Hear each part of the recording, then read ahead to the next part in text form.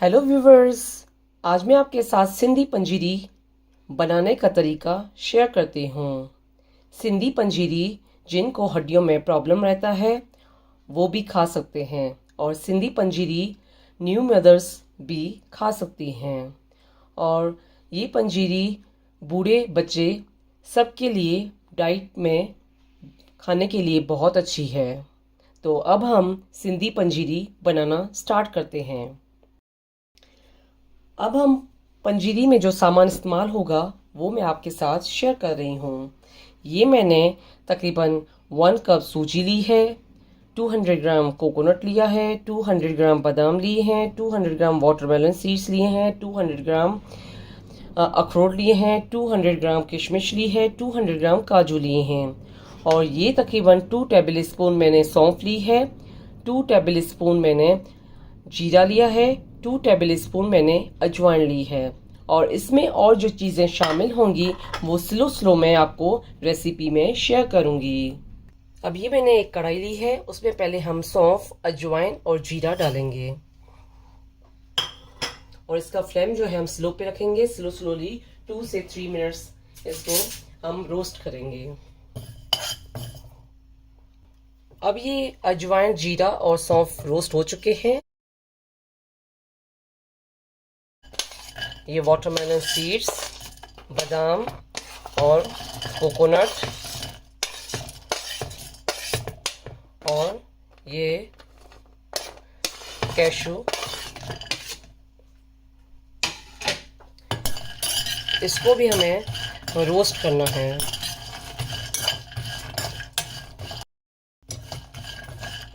और इसको भी हमें स्लो फ्लेम पे स्लोली रोस्ट करते जाना है।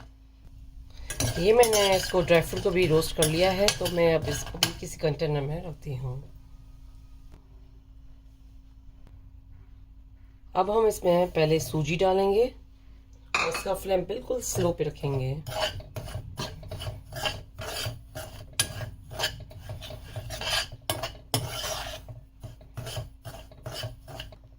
अब हम इसमें 3 से 4 टेबल स्पून घी शामिल कर रहे हैं,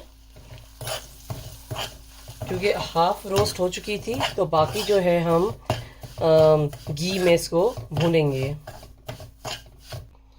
अब ये सूजी जो है वो अच्छे से भून चुकी है, तो अब हम इसको साइड में रखेंगे। अब ये मैंने पैन में घी डाला है, तो हम पहले इसको मखना को इसमें डालेंगे और ये तकरीबन मैंने 1 कप मखना लिया है और हम इसको मीडियम फ्लेम पे फ्राई करेंगे। अब ये मखना फ्राई हो चुके हैं तो हम इसको निकालेंगे। हमने दोबारा इसमें घी डाला है और ये हम किशमिश फ्राई करेंगे। इसका फ्लेम जो है आपको स्लो पे रखना है।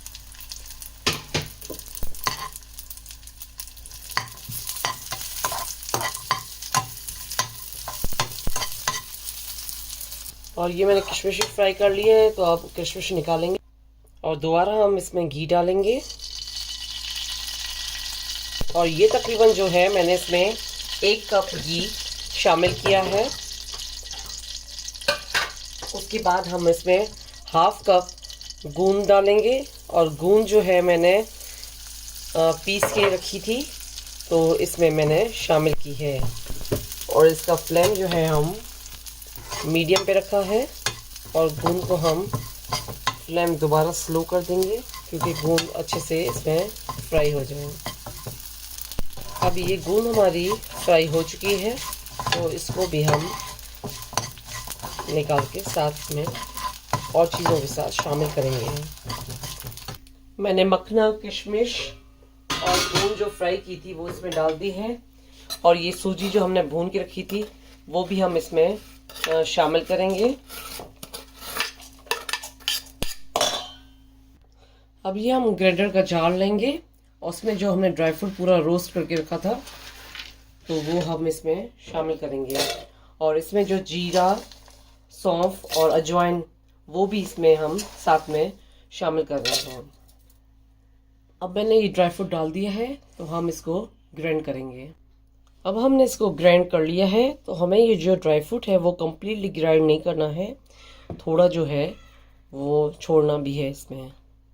اب اس کے بعد ہم اس میں جو گرائنڈ کیا ہوا ڈرائی فروٹ تھا وہ بھی شامل کر رہے ہیں، اور اس کو ہم اچھے سے اس میں مکس کریں گے۔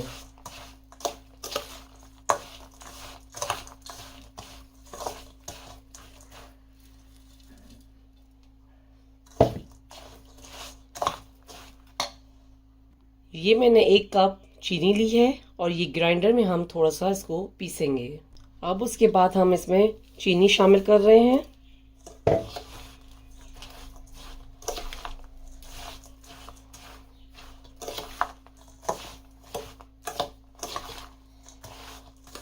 اور اتنی اچھی خوشبو آ رہی ہے سندھی پنجیری کی، تو آپ اپنے گھر پہ ضرور ٹرائی کیجیے گا۔ اور یہ ہماری سندھی پنجیری کھانے کے لیے ریڈی ہو چکی ہے۔ اور جب بھی اگر آپ جو بھی ریسیپی میرے چینل پہ دیکھ کے بناتے ہیں تو پلیز آپ میرے چینل پر فیڈ بیک دیجیے، اور اپنی پکچرز بھی شیئر کیجیے۔